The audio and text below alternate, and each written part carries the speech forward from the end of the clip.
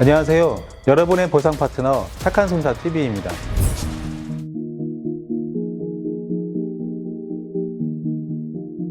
보험금을 청구하려면 보험금 청구서와 함께 약관 기준에 맞는 후유장애 진단서를 제출해야 하는데 진단서를 발급하는 기준과 방법을 몰라 헤매는 분들이 많습니다. 주치의 선생님이 장애 진단서를 끊어주지 않아서, 약관 기준을 몰라서, 후유장애에 해당되는지 애매한 경우, 장애 진단 방식이 상이한 경우 등 다양한 이유로 장애 진단서를 받는 것이 쉽지 않은데요. 발목 관절의 경우 발목을 꺾을 때 다치지 않은 발목과 비교해서 운동 범위가 감소하게 되면 후유장애의 대상이 됩니다. 그래서 발목 운동이 정상적으로 되지 않을 때 장애 진단이 가능합니다.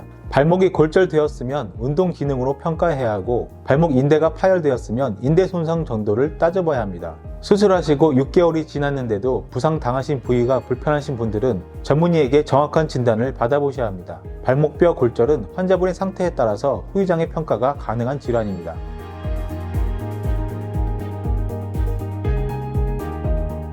보험 약관에서 후유장애는 신체에 남아있는 영구적인 육체의 훼손 상태라고 정의하고 있습니다. 여기서 상해란 일반적으로 길에서 넘어졌거나 교통사고를 당하는 등의 사고를 말하는 것입니다.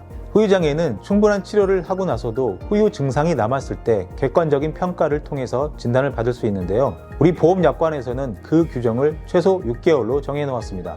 물론 어느 누가 봐도 분명한 장애가 남았다고 한다면 6개월이 안 되었어도 후유장애 청구가 가능합니다.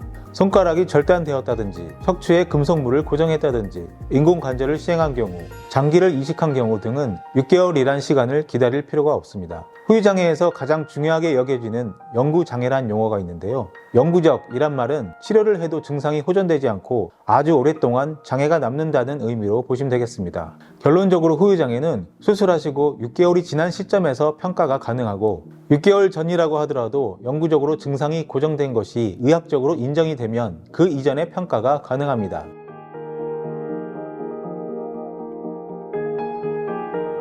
내 담당 의사가 왜 후유장애 진단을 안 해주는지 많은 분들이 의아해하시는 질문이세요.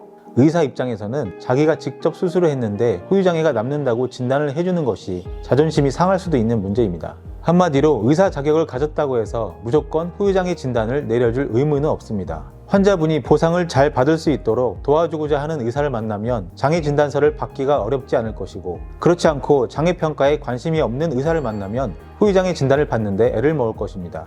그래서 어떤 의사에게 치료를 받는지도 추후 보상 문제에 있어서 매우 중요하게 작용합니다. 자동차 보상, 상해보험 청구 시 후유장애 진단을 알아볼 때에는 주위의 전문가를 찾아보신 후에 한 번쯤 상의하시기를 추천드립니다.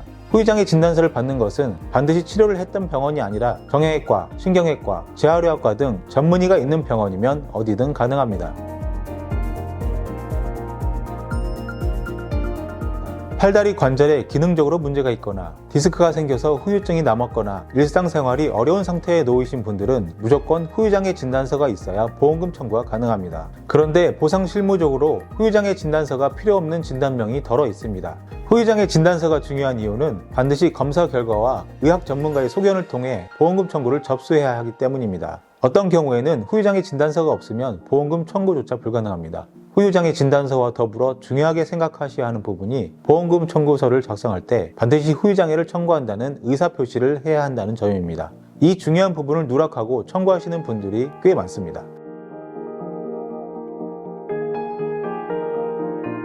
안타깝게도 보험 기준에서는 통증만으로 후유장애 보험금은 지급되지 않고 있습니다. 통증은 질병이 치유되는 과정에서 당연히 발생하는 증상일 뿐 보험에서 장애로 인정되지는 않습니다. 통증 정도를 후유장애로 평가한다는 것 자체가 매우 어렵기 때문에 그렇습니다. 일반적으로는 관절 부근에 골절이 생겼다면 그러한 상하지 관절의 운동 정도를 평가하게 되고, 기능적으로 문제가 없는 통증만 남은 경우에는 장애 평가에서 배제됩니다.